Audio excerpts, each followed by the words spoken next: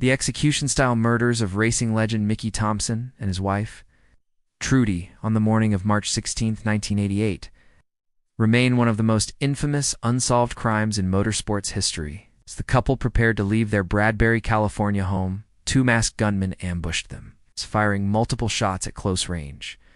Mickey was struck in the head and chest, while Trudy was shot in the head, a clear indication that this was a professional hit designed to leave no witnesses.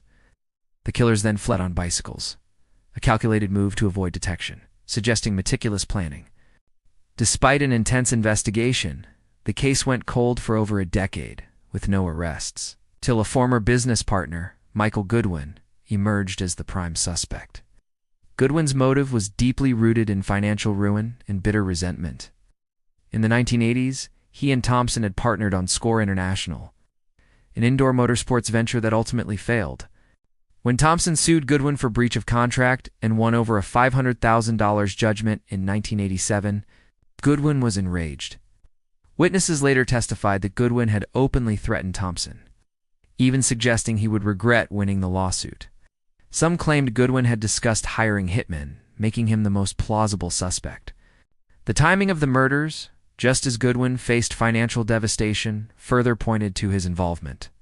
Prosecutors believed Goodwin ordered the hit to eliminate Thompson and void the judgment, a theory supported by circumstantial but compelling evidence.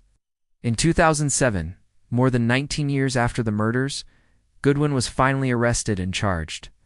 The case relied heavily on witness testimonies, including those who claimed Goodwin had boasted about the killings or had been seen near the crime scene. In 2012, Goodwin was convicted of 2 counts of first-degree murder and sentenced to life in prison. However, in 2015, an appeals court overturned the conviction, citing the unreasonable delay in prosecution as prejudicial to Goodwin's defense.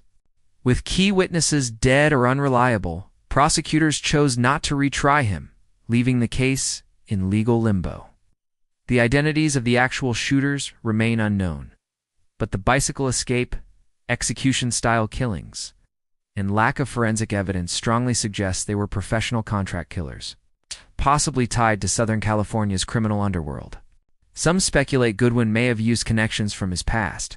He had a history of volatile business dealings, but no direct links to organized crime were ever proven. Other theories, such as racing rivals or personal enemies, lack credible evidence. Thompson was known as a fierce competitor, but none of his adversaries had a motive as clear as Goodwin's. So, who really killed Mickey and Trudy Thompson? While no one has been officially convicted, the evidence overwhelmingly points to Michael Goodwin as the mastermind. The financial motive, his documented threats, witness accounts, and the fact that prosecutors secured a conviction, even if later overturned, all point to his guilt. The killers themselves were likely hired guns who vanished into the shadows, leaving behind a trail that went cold. Unless new evidence emerges, such as a deathbed confession or a recovered murder weapon, this case may never see justice. But given the facts, Goodwin remains the most logical suspect, a man whose rage over a lost lawsuit may have driven him to orchestrate one of motorsports' most chilling crimes. The Thompson murders serve as a grim reminder of how money, ego, and vengeance can escalate into tragedy.